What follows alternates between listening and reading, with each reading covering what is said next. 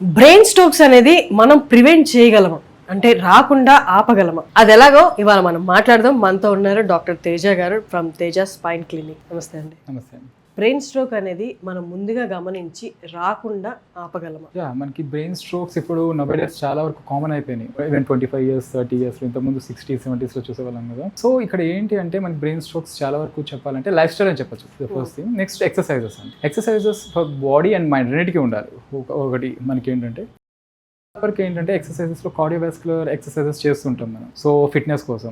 అలానే ఇక దీంతో పాటు వెయిట్ ట్రైనింగ్ అంటాం, అంటే మజిల్ స్ట్రెంత్ కూడా మెయింటైన్ చేయాల్సి ఉంటుంది అనమాట మనకి. అండ్ మజిల్ మెయింటైన్ చేయడం వల్ల ఏమవుతుందంటే మనకి ఇండైరెక్ట్గా ఈ డయాబెటీస్ని మనం ప్రివెంట్ చేయొచ్చు. దీనివల్ల కూడా నవేడేస్ డయాబెటీస్లో అండ్ హై బ్లడ్ ప్రెషర్స్లో నవేడేస్ స్ట్రోక్స్ ఆర్ చాలా కామన్ మనకి. సో చాలా కామన్ అనమాట. సో ఈ డయాబెటీస్ని కూడా మనం ప్రివెంట్ చేయొచ్చు ఇండైరెక్ట్గా. సో ఇక్కడ ఏంటంటే చాలా వరకు ఇప్పుడు ఇండియన్ ఉమెన్ చాలా వరకు చెప్తుంటారు, ఈవెన్ హౌస్ హోల్డ్ వర్క్ చాలా ఉంటుంది వీళ్ళకి, బట్టలు ఉతకడం కానీ, ఈవెన్ కిచెన్లో యూటెన్సిల్స్ క్లీన్ చేయడం వల్ల కానీ. దీనివల్ల ఏమవుతుందంటే చాలా వరకు వీళ్ళు ఏంటంటే వర్క్ చేస్తున్నారు, చాలా వరకు అయినా కూడా స్ట్రోక్స్ వస్తున్నాయి. దేనికంటే వీళ్ళు కార్డియోవాస్కులర్ ఫిట్ ఉంటారు, బట్ కాకపోతే ఏంటంటే ఇక్కడ మజిల్ అనేది మెయింటైన్ కాదనమాట. సో ఇక్కడ మనకి ఏంటంటే మజిల్ కూడా మెయింటైన్ కావాలన్నమాట. ఇక్కడ మనకి ఏంటంటే ఈ వెయిట్ ట్రైనింగ్ కూడా చాలా అవసరం అనమాట. ఈ మజిల్ మెయింటెనెన్స్ కూడా చాలా అవసరం అవుతుంది మనకి ఈ కార్డియోవాస్కులర్ ఫిట్నెస్ తో పాటు. సో ఇవి రెండు మెయింటైన్ చేసుకోగలిగితే చాలా వరకు బెటర్ ఉంటుంది.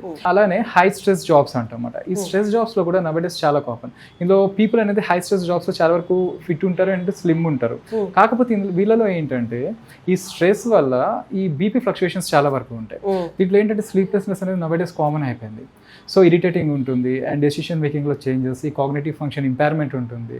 సో దీనివల్ల కూడా ఏమవుతుందంటే మనకి ఈ స్ట్రోక్స్ వచ్చే ఛాన్సెస్ ఉంటాయి అన్నమాట. వీళ్ళలో ఏంటంటే ఫస్ట్ వీళ్ళు బ్రీతింగ్ ఎక్సర్సైజెస్ తో స్టార్ట్ చేయొచ్చు ఎక్సర్సైజెస్ అనేది.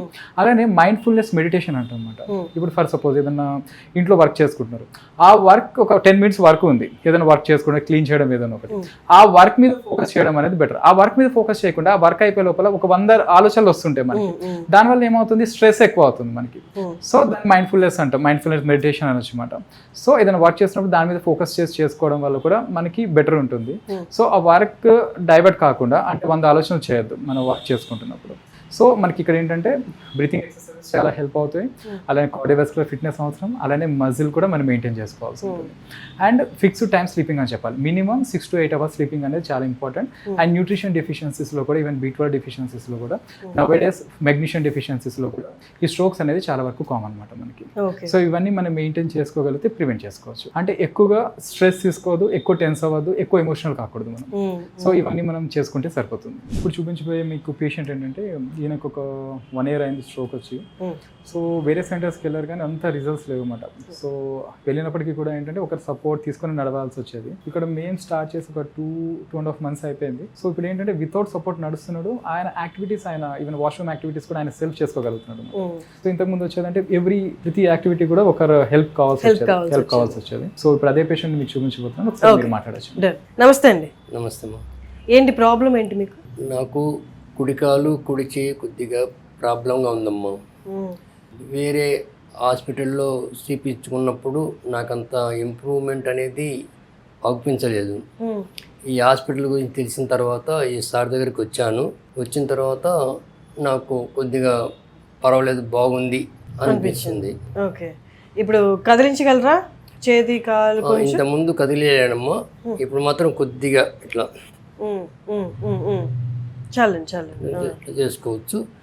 నడవడం కూడా ఇంతకుముందు కొద్దిగా ఎవరన్నా సపోర్ట్ లేకుండా నడిచే పరిస్థితి లేదు, కానీ ఇప్పుడు నేనే కొద్దిగా నడవగలుగుతున్నాను.